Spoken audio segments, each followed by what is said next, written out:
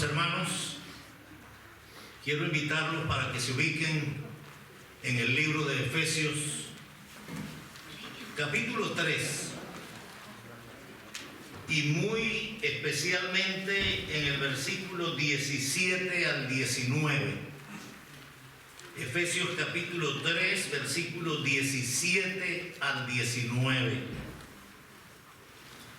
Yo le decía, Señor, hay la cena tuya, hay la cena del Señor, y no quiero salir del libro de los Efesios.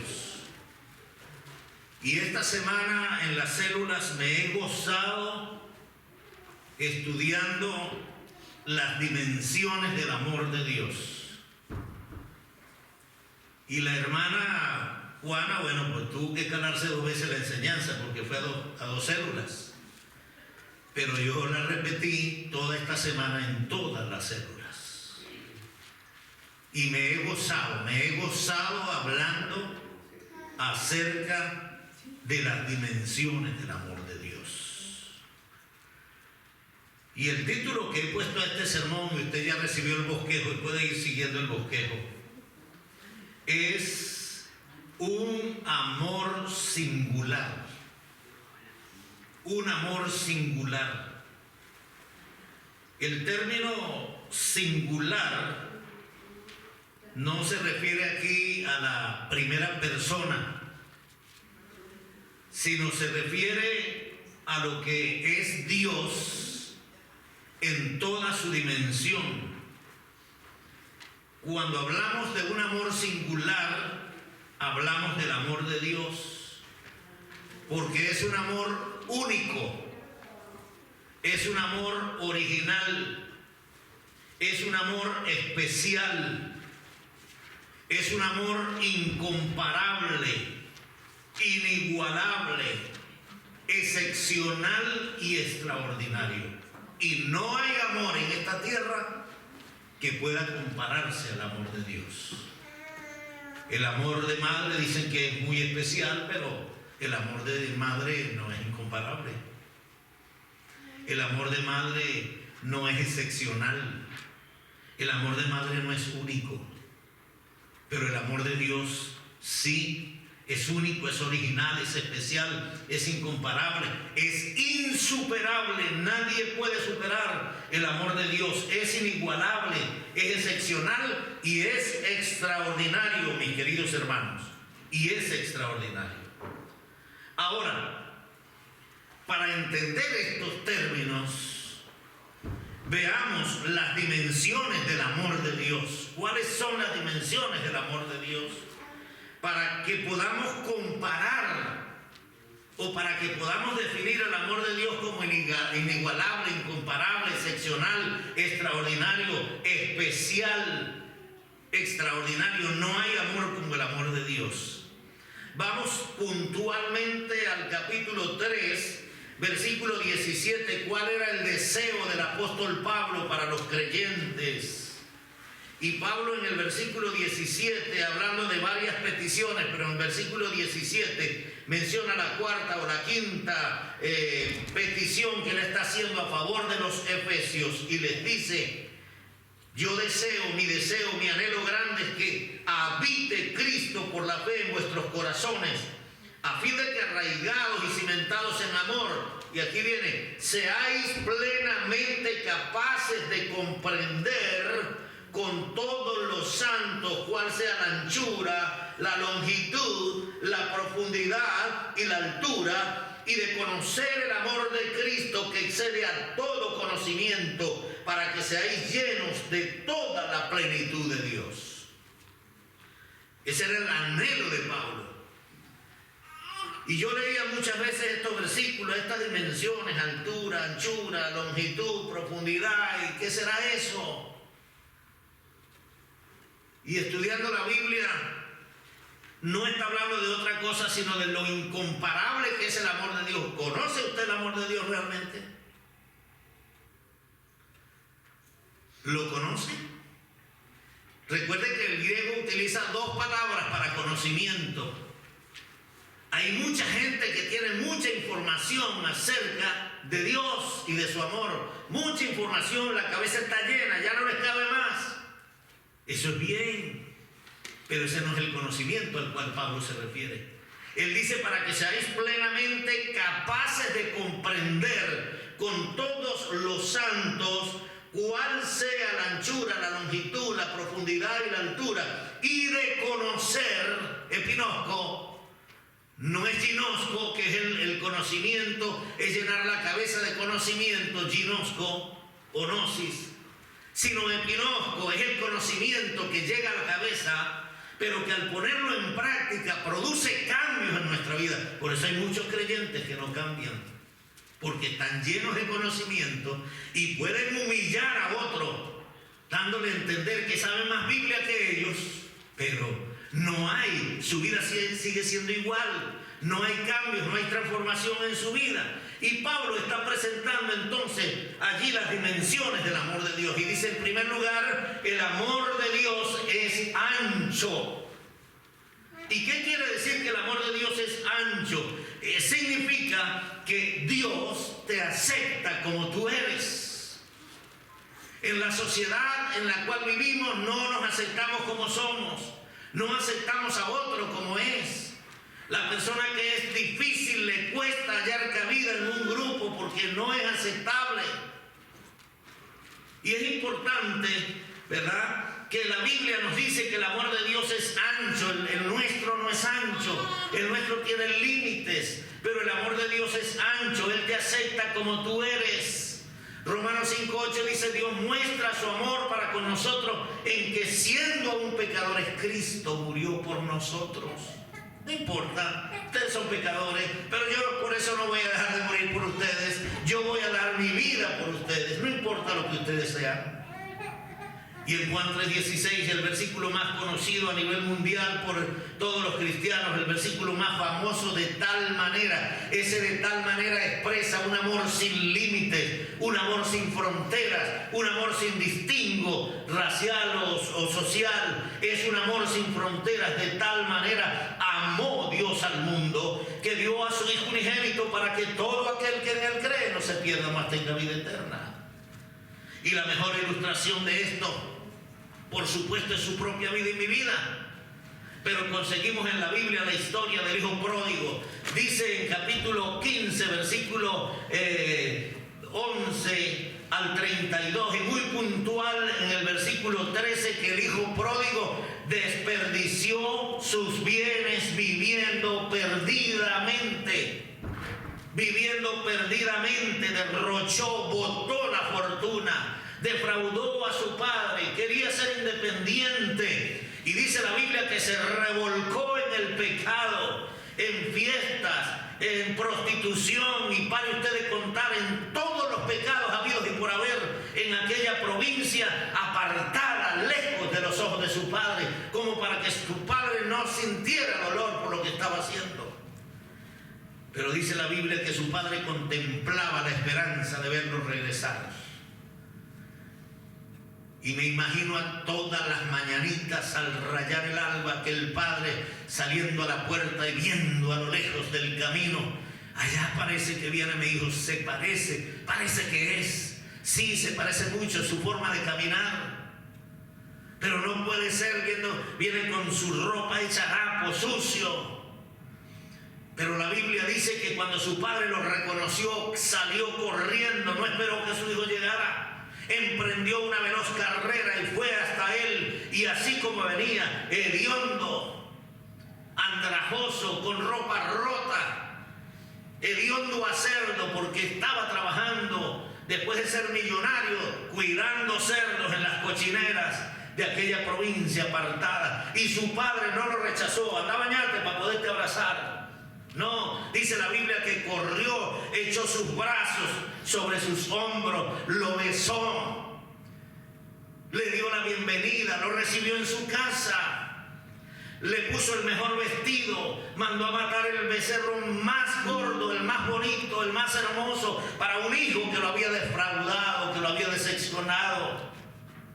Y qué precioso. Eso significa que el amor de Dios es ancho. Y hermanos, a veces nosotros criticamos al hijo pródigo, pero ¿de dónde nos sacó el Señor? La Biblia nos dice en Efesios capítulo 2, versículo 1 al 3, y Él os dio vida a vosotros cuando estabais muertos en vuestros delitos y pecados, en los cuales anduvisteis en otro tiempo siguiendo las corrientes de este mundo, conforme al príncipe de la potestad del aire, el espíritu que opera en los hijos de desobediencia, entre los cuales también todos nosotros vivimos en otro tiempo, en los deseos de nuestra carne, haciendo la voluntad de la carne y de los pensamientos, y éramos por naturaleza hijos de ira, lo mismo que los demás. Pero Dios, que es rico en misericordia, por su gran amor con que nos amó, estando nosotros en esa condición, nos recibió, nos dio vida, nos sentó en los lugares celestiales juntamente con Cristo. Peor que el hijo pródigo, hermano, porque Isaías dice que nuestras obras son como trapos de inmundicia. ¿Quién de ustedes se atreve a agarrar una mopa o un trapeador, no sé cómo lo llaman en su país, para limpiar el piso, verdad? Y después de haber limpiado el piso, o aunque no haya limpiado el piso, y usted tiene mucho flema y usted lo único que haya es el coleto, es el trapeador, la mopa, se va a limpiar la nariz, se va a sonar la nariz con eso. No, usted considera que es un trapo inmundo, hermano. Y la Biblia dice que nuestras obras, las que nosotros consideramos buenecitas, las que nosotros consideramos que Dios las puede usar para colocarnos en un nivel muy alto, son trapos inmundos. Pero el Señor nos recibió, hermanos. Esa era nuestra condición. Tenemos personajes bíblicos que después de haber aceptado el amor de Dios cambiaron su vida de una manera extraordinaria. Una mujer samaritana que nosotros en nuestro lenguaje pudiéramos llamarla la robamaridos, la que estaba pendiente del marido de otra para arrebatárselo. Y la Biblia dice que Cristo le dijo: si bebes de esta agua que yo te daré, no tendrás sed jamás. Y la mujer se interesó. ¿Y sabe cuál es la muestra del cambio de aquella mujer? No le importó, dice la Biblia, que dejó su cántaro en el pozo. Hermano, para que nuestra vida cambie, tenemos que dejar el cántaro inservible de nuestra vida vieja en el pozo de Jacob, porque el pozo de Jesús es más importante y es especial. Tenemos el caso del apóstol Pablo. ¿Quién era el apóstol Pablo? En Hechos 9:26 dice que todos los creyentes le tenían miedo porque no estaban seguros que era discípulo del Señor.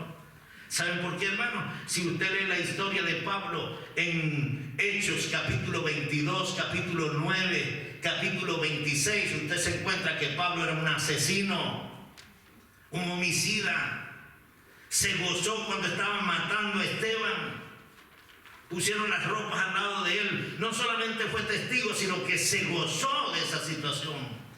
Pablo fue el autor intelectual de todas las muertes de la iglesia del primer siglo. Fue el que impulsó la persecución. Y dice la Biblia en 1 Timoteo capítulo 1, versículo 13, habiendo yo sido blasfemo, injuriador, perseguidor de la iglesia, Dios me recibió porque su misericordia fue más grande que el pecado. Y es el mismo Pablo quien dice: cuando la gracia abundó, sobreabundó el pecado. Cuando el pecado abundó, sobreabundó la gracia. Hermanos, porque el amor de Dios es ancho, el amor suyo es angosto, el amor suyo es como la ley del embudo, ¿verdad? Lo más finito, ¿para quién? A los demás, y lo más ancho para mí. Yo quiero siempre ser bendecido y ando contento porque tengo la bendición, no importa que los demás sufran. No, hermanos, porque el amor nuestro es limitado. En segundo lugar, el amor de Dios es largo. Dice la Biblia allí en el versículo 16: seáis plenamente capaces de comprender con todos los santos cuál sea la anchura. Y luego utiliza la palabra longitud. ¿Cuál sea la longitud? ¿Qué quiere decir esto? Que el amor de Dios es largo. ¿Y a qué se refiere eso? A un amor eterno. El amor de Dios es eterno. Nos dice Jeremías 31:3: hace tiempo el Señor le dijo a Israel, su pueblo: yo te he amado, pueblo mío, y te he amado con amor eterno, con amor inagotable te acerqué a mí. El esposo le dice a la esposa, o la esposa le pregunta: mi amor, ¿me amas? Sí, mi amor, te amo con amor eterno. Mentira. Mentira, porque la andamos criticando, decimos que no sabe cocinar, que no sabe lavar, que no sabe planchar. Y el amor eterno es que yo me doy a ella y puedo ayudarla, puedo ver la necesidad de ella en la casa, en la cocina, con los hijos, y allí estoy pendiente también de ayudarla. No, porque ese es trabajo de ella, ese no es trabajo mío. No, eso no es amor. El amor de Dios, dice la Biblia, es largo, dura para siempre. Lamentaciones 3:22 al 23 en la Nueva Traducción Viviente, y usted lo tiene allí en su bosquejo. El fiel amor del Señor nunca se acaba. ¿Cuándo se acaba? Nunca. Eso quiere decir no se agota, no cesa, no tiene fin. Sus misericordias jamás terminan. El Salmo 103, versículo 8 al 12, en la versión Dios habla hoy: el Señor es tierno y compasivo, es paciente y todo amor, no nos reprende en todo tiempo, ni su rencor es eterno, no nos ha dado el pago que merecen nuestras maldades, y pecados. Tan inmenso es su amor por los que le honran, como inmenso es el cielo sobre la tierra. Es decir, así como todo el cielo cubre toda la faz de la tierra, todo el globo terráqueo, así es el amor de Dios. Cubre todo. Nuestros pecados ha alejado de nosotros, inagotable, nuestros pecados ha alejado de nosotros como ha alejado del oriente del occidente. Salmo 103, 11 al 12. Su amor inagotable hacia los que le temen es tan inmenso como la altura de los cielos sobre la tierra. Llevó nuestros pecados tan lejos de nosotros como está el oriente del occidente.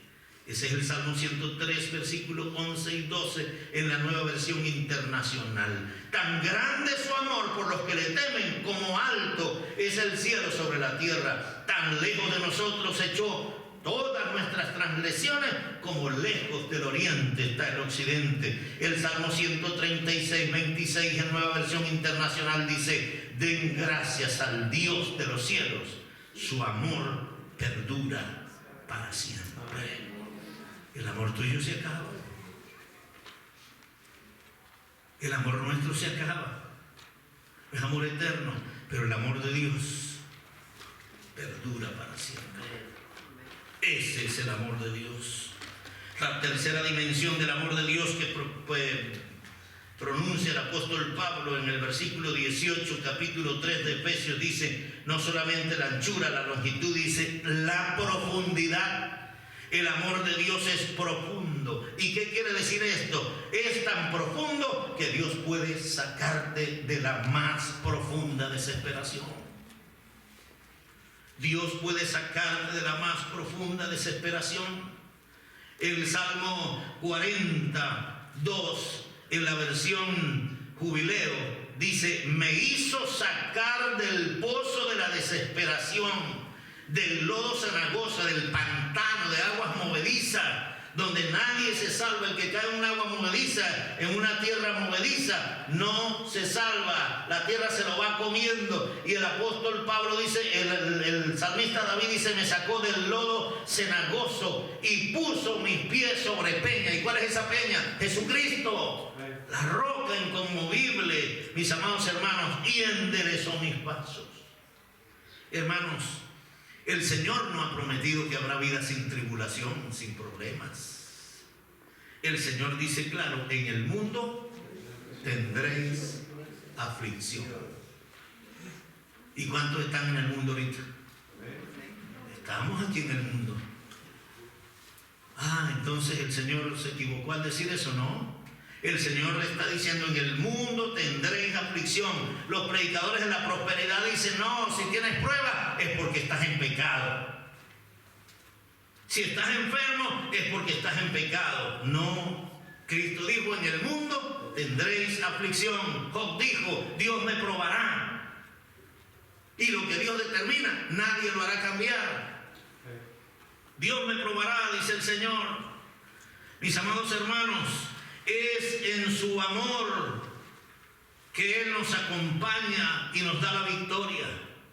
El Salmo 46:1, ¿cuántos no lo conocemos y lo cantamos a cada rato? Dios es nuestro amparo, nuestra fortaleza, nuestro pronto auxilio en las tribulaciones. Qué bonito es cantarlo, porque la música es pegajosa, porque la música contamina, contagia, pero qué difícil es ver que Él es nuestro pronto auxilio en las tribulaciones, porque tenemos un conocimiento intelectual y no un conocimiento que produce cambios. Ese es el problema del cristiano.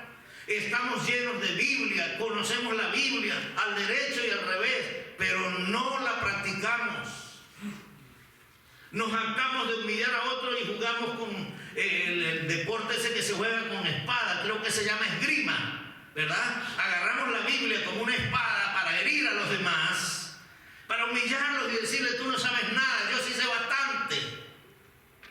Pero en nuestra vida no hay el conocimiento que transforma, que cambia. Por eso nos desesperamos en las tribulaciones, porque no conocemos a este Dios del cual la Biblia nos habla, a este Dios de dimensiones extraordinarias, único, inigualable, extraordinario, perfecto, insuperable, y que cumple lo que promete. Allí está. Dios es nuestro amparo y nuestra fortaleza y nuestro pronto auxilio en las tribulaciones. Resulta y acontece que el pueblo de Israel tenía 430 años clamando a Dios, sufriendo allá en Egipto bajo el imperio de Egipcio. 430 años. Y el pueblo clamaba. Y dice la Biblia en Éxodo capítulo 3,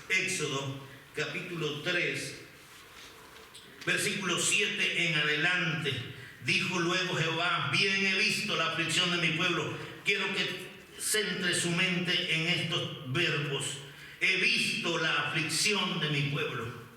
2. He oído su clamor, pues he conocido sus angustias. Versículo 8. Y he descendido para librarlos de la mano de los egipcios y sacarlos de aquella tierra a una tierra buena y ancha. Versículo 9. El clamor pues de los hijos de Israel ha venido delante de mí y yo he visto su opresión.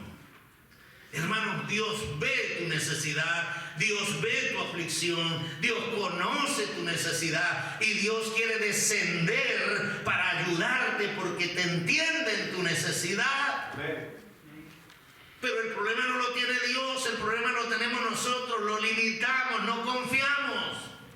Y a veces hasta sentimos envidia. ¿Por qué Dios ayudó a fulano de tal y a mí no me ayuda? Hermano, el problema somos nosotros. La Biblia dice clarito que Dios escuchó el clamor, que Dios vio la aflicción y que Dios dijo: voy a descender para librarlos. Y descendió para librarlos de la mano y de los egipcios y sacarlos de aquella esclavitud. Y el clamor de los hijos de Israel subió a la presencia de Dios. Nosotros leemos esos versículos y a veces nos parece que fueran mitos, cuentos, porque sucedió allá, eso fue en la historia, pero hoy no. Claro que sí. El mismo Dios de Israel es el mismo Dios nuestro. La Biblia dice: Jesucristo es el mismo hoy, ayer y por siempre, por la eternidad. En el Salmo 34, versículo 4 y 6, el salmista dice: invoqué a Jehová en mi angustia y Él me libró de todos mis temores. Invoqué a Jehová y Él me libró de todas mis angustias. El problema es que nosotros no invocamos. ¿Y cuántos conocen Jeremías 33:3? Yo creo que no hay uno que no lo conozca. Jeremías 33 dice: clama a mí y yo te responderé y te enseñaré cosas grandes y ocultas que tú no conoces. Y el problema es que cuando uno se angustia, se embota su mente que no haya que hacer, no haya una solución. Su mente no es clara para tomar una decisión. El Salmo 107, versículos 6 y 7 dice: entonces clamaron a Jehová en su angustia y los libró de sus aflicciones, los dirigió por camino derecho para que viniesen a ciudad habitable. Eso es lo que hace Dios. La hermana Noira nos decía, y si yo lo digo porque ella lo hizo público, ella nos decía: yo en mi aflicción, en mi desespero, le eché el problema a mi hermano y resulta que no es mi hermano el que tiene la solución. Más bien Dios tiene que solucionar el problema de su hermano. Y nosotros, hermanos, buscamos al pastor, buscamos a este, buscamos al capellán, buscamos al otro y buscamos a todo el mundo. Y Dios está allí, y yo. ¿Por qué no me buscas a mí? No, porque a nosotros nos parece que el que está al lado es el que tiene la solución. Dios ni siquiera me ve. Él está arriba sentado allá como un viejito cansado, mirando, contemplando su creación y no tiene la solución para nosotros. No, mire, la Biblia dice cuál fue el problema del pueblo de Israel. Vivían en angustia, pero ¿qué hicieron? En vez de llorar, en vez de buscar otras soluciones, clamaron a Jehová en su angustia y Dios los libró de todas sus aflicciones y los dirigió por camino derecho para que viniesen a una ciudad habitable. Para que habitáramos bien y espiritualmente delante de Él, mis amados hermanos. Entonces el amor de Dios es ancho, el amor de Dios es largo y el amor de Dios es profundo. Y esa profundidad quiere decir que no importa cuál sea la aflicción que esté atacando tu vida, no importa si es una aflicción que nadie la puede comprender, pero sabes que solo Dios la comprende. Y si clamas solo a Él y confías solo en Él, Él te hará vivir habitablemente en esta tierra como su hijo. Y la última dimensión del amor de Dios es que el amor de Dios es alto. Esa dimensión nos está hablando de su altura. ¿Y qué quiere decir esto? El amor de Dios es tan alto que puede pasar por alto todos tus pecados. Todos. Todos. No algunos, todos. Y el profeta Miqueas en el capítulo 7, versículo 18 al 20, en Nueva Traducción Viviente, dice: ¿dónde hay otro Dios como tú que perdonas la culpa del remanente y pasa por alto los pecados de su preciado pueblo? Mencióneme un Dios que pueda hacer eso. No hay otro Dios, dice el profeta, en ninguna parte del mundo, ni en el cielo, ni en la tierra, ni debajo de la tierra, como tú, oh Dios, que eres capaz de perdonar la culpa del hombre que reconoce su pecado y lo confiesa a ti. No seguirás enojado con tu pueblo para siempre, porque tú te deleitas en mostrar tu amor inagotable. Ese es el deleite de Dios. Mientras usted se deleita en las cosas de este mundo, mientras usted se deleita en las redes sociales, mientras usted se deleita en cualquier cosa de este mundo, Dios se deleita. El deleite de Él es mostrarnos su amor inagotable. Y pasa por alto todos nuestros pecados. En Romanos capítulo 3, versículo 26 dice: Dios envió a Jesucristo para morir por nosotros. Si confiamos en que Jesús murió por nosotros, Dios nos perdonará. Con esto Dios demuestra que es justo y que gracias a su paciencia ahora nos perdona todo lo malo que antes hicimos. Él es justo y solo acepta a los que confían en Jesús. ¿Cuál es la palabra fuerte allí la confianza. Arrepentimiento y confianza. Si yo no confío, ¿cómo me va a ayudar? O yo medio oro como loco, estoy tan desesperado, y digo, ay, Señor, ayúdame. Eso no es una oración. No, el Señor quiere que me detenga en su presencia. No que pase corriendo. Mire, cuando usted va a una oficina importante del presidente de la República, de un gobernador, de un alcalde, usted no pasa corriendo por la puerta, alcalde, ayúdeme. No. Usted toca la puerta, le da la bienvenida, el alcalde le dice, siéntese, por favor. Y usted con calma, con paciencia, le expone su problemática. Pero nosotros pasamos por la presencia de Dios en carrera, como Dios conoce todo, pues sí, pero yo debo mostrar que confío en Él. Debo mostrar que confío en Él. Es indispensable el arrepentimiento. En estos dos pasajes de Miqueas y Romanos nos dice que es indispensable el arrepentimiento y la confesión para que Dios quite mi aflicción. Ok, mi aflicción es una prueba que yo no puedo tener el control de ella. Estoy pecando porque en vez de ceder el control al Señor lo quiero tener yo.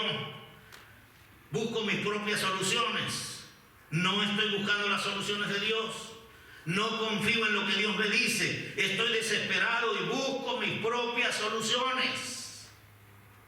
Entonces yo quiero que Dios me ayude, pero Dios dice, no, tienes que confiar en mí. Entonces confiésale a Dios, mira Señor, esta es mi carga. No puedo con ella. Esta es la causa de mis afanes. No puedo con ellos.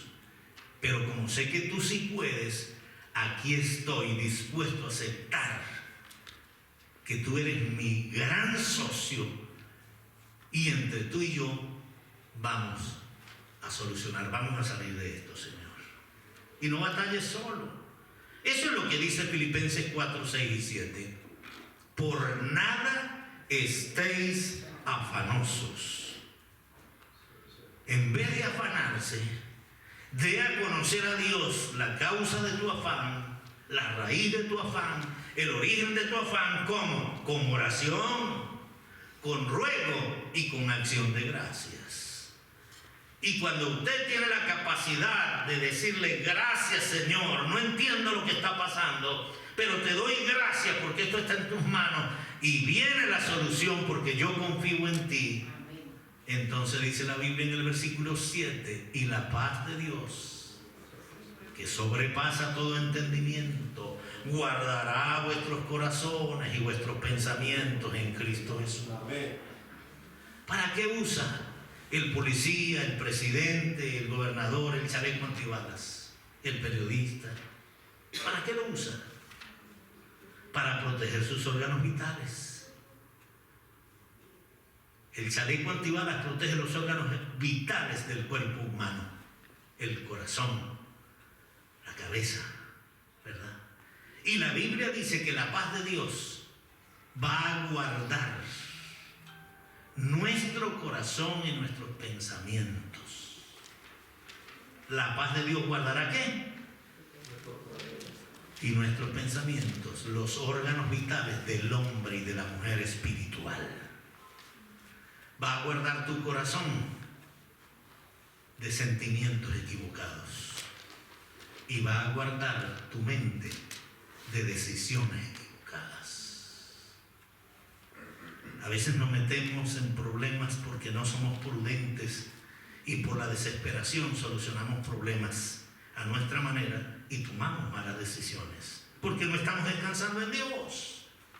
Pero cuando descansamos en Dios, tomamos buenas decisiones, porque nuestra paz está en Él, nuestra paz es Él. Y mientras callamos, entonces Dios actúa en nosotros y decimos, hey Dios, ¿qué está pasando? Yo estoy confiando en ti y tú lo que estás haciendo es apretándome más. Porque eso era lo que le pasaba al salmista David. Y por eso el salmista David en el Salmo 32 dice, bienaventurado, feliz, afortunado, aquel hombre al que Dios no inculpa de iniquidad, Aquí Dios nos señala de pecado.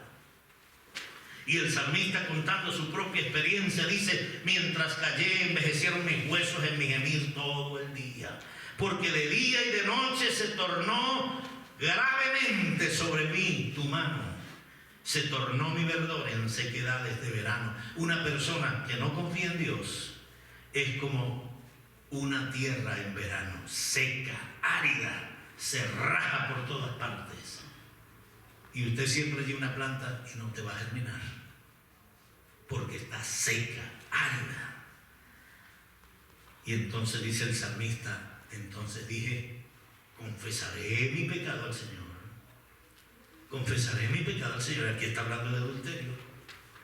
Pero ¿acaso es que la desconfianza en Dios no es pecado? Confiésele su pecado de desconfiar en Él, para que Él te ayude a confiar. No puedo seguir confiando. El amor de Dios es tan alto que pasa por alto todos mis pecados, y no solamente los míos. Es tan ancho que pasa por alto los pecados de todo el mundo que se arrepiente de Él. Primera de Juan, capítulo 2, versículo 1 y 2. Hijitos míos, estas cosas yo les escribo para que no pequen. Pero si alguno comete pecado, abogado tenemos para con el Padre, a Jesucristo el justo.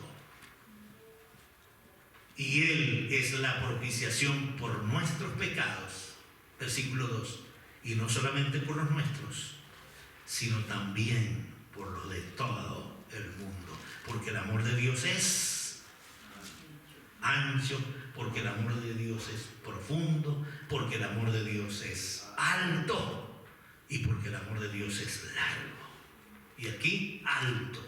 Puede pasar por alto todos mis pecados. En conclusión, si nosotros ponemos en práctica estas cualidades del amor de Dios, si nosotros creemos realmente que ese es nuestro Dios y lo vivimos y lo practicamos, Pablo dice en el versículo 19 del capítulo 3 de Efesios que seáis plenamente capaces de conocer, ginosco, conocimiento profundo, el amor de Cristo que excede a todo conocimiento, gnosis, conocimiento mental, una mente llena de información, y no produce cambios en nuestra vida. Yo conocí a un hombre que graduó de médico,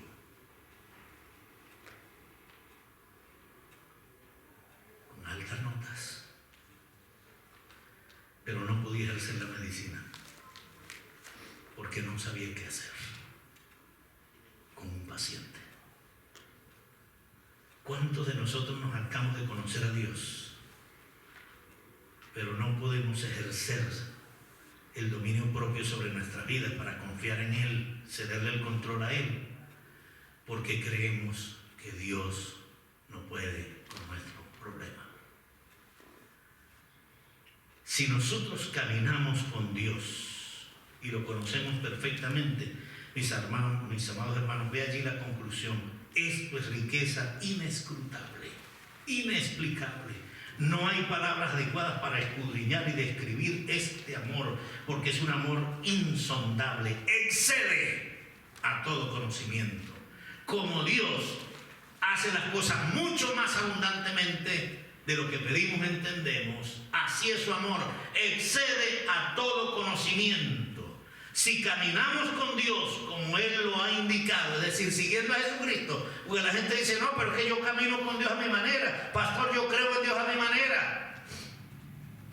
No, no es a su manera, es como Dios lo ha indicado. Cuando caminamos con Dios como Él lo ha indicado, es decir, siguiendo el único camino que es Cristo, su poder se manifestará en nuestra vida diaria y experimentaremos, uno, su cuidado paterno. Dios cuida de mí, así como cuida de las aves, así como cuida de las flores del campo, que no siembran, no riegan, no hilan. Los pájaros no tienen graneros, pero ¿quién las alimenta? El Padre Celestial las alimenta, y dice: no hará a vosotros mucho más hombres de poca fe. Claro que sí. porque somos más valiosos que las aves, somos más valiosos que las flores del campo. Si caminamos con Dios, como Él lo ha indicado, experimentaremos su fidelidad. Él es un Padre fiel, no cambia, es consistente, nunca me falla. No me castiga conforme yo merezco por mis pecados, porque merecemos la muerte, el infierno. Pero como Él me ama, Él quiere mostrarme su fidelidad para que yo reaccione, confiese mi pecado y me aparte y siga solamente su camino. Él es fiel. 1 Tesalonicenses 5:24 dice: fiel es el que os llama, el cual también lo hará. Si caminamos con Dios a la manera en que Dios nos ha indicado y no según lo que me indica la religión ni lo que me indica mi propio yo, experimentaremos su cercanía. Él es un Padre cercano a mí. Él no está distante, no está lejos. El problema es que a nosotros nos criaron hombres que estaban tan dedicados a su trabajo que se empeñaban en cumplir con su trabajo y nos olvidaron a nosotros. Y cuando llegaban cansados. Papá, ayúdame aquí en la tarea, no tengo tiempo. Papá, yo quiero jugar contigo, no tengo tiempo, estoy cansado. Papá, ¿qué tal? No tengo tiempo. Entonces creemos igualito que Dios es como ese papá, que no me dedico tiempo. Pero cuando caminamos con Dios a la manera que Él nos indica, vamos a experimentar que es un Padre cercano, que no está distante de nosotros. La Biblia dice en Salmo 145, 18 al 21, cercano está Jehová a los quebrantados de corazón. Solo tenemos que quebrar nuestro corazón en la presencia de Dios, dejar de ser soberbios, dejar de ser prepotentes. No podemos por nosotros mismos, confiemos en el Señor. Si confiamos en Dios a la manera que Él nos ha indicado, experimentaremos su poder en acción. Él es un Padre competente y Él va a mostrar su competencia en nuestra vida. Jeremías 32, 17 dice: ¿habrá algo que sea difícil para Dios?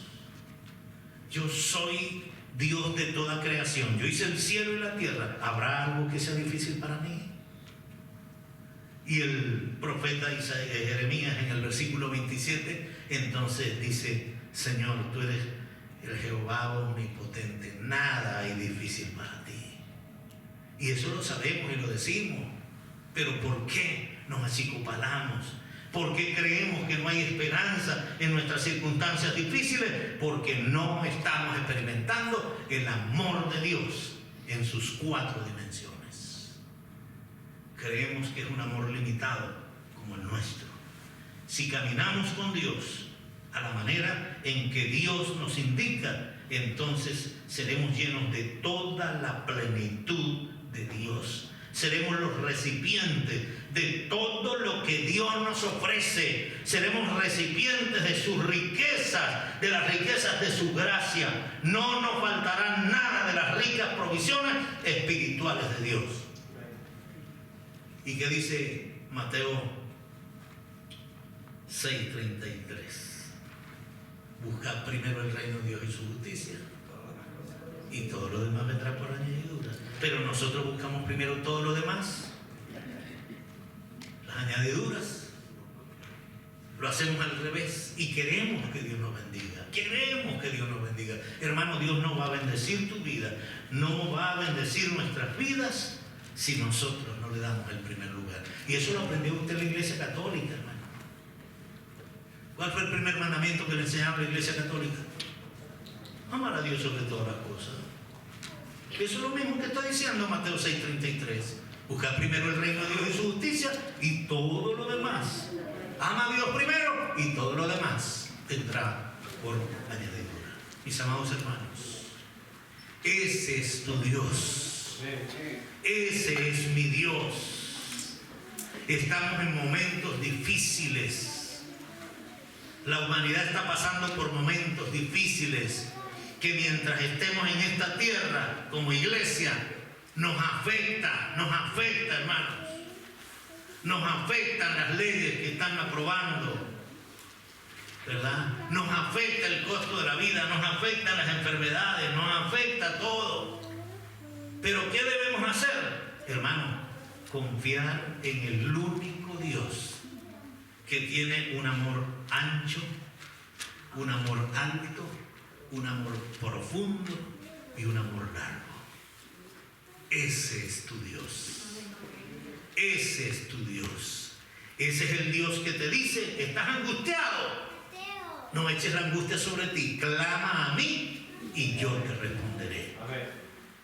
Clamar es yo lo creo, pero cuando espero la respuesta es yo lo experimento. Conocimiento intelectual, pero la respuesta es el conocimiento práctico que va a transformar tu vida y mi vida. Señor, gracias por tu palabra. Te alabamos por todas tus maravillas. Te damos gracias, Señor, porque tu bondad está sobre nosotros. Gracias por ser quien eres y no estás limitado a nosotros. Nosotros estamos supeditados a ti. Somos tus hijos. Ayúdanos a confiar que tú no eres un Dios de la mitología, no eres un Dios inventado, eres el Dios real, el creador de todo el universo, que tienes el control de todo y que no hay nada difícil para ti. Te doy gracias, Señor, por este amor. Ayúdanos a aprovecharlo cada día. Mientras usted, hermano, ora, si hay alguna persona que quiere venir a Jesús, quiere aceptar ese amor, quiere aceptar la ayuda del único Dios, cuyo amor es alto, profundo, largo, eterno, yo le invito, humille su corazón delante de Dios. Los problemas no se pueden solucionar por nuestra propia cuenta. Dios, cuando lo conocemos, cuando conocemos su amor,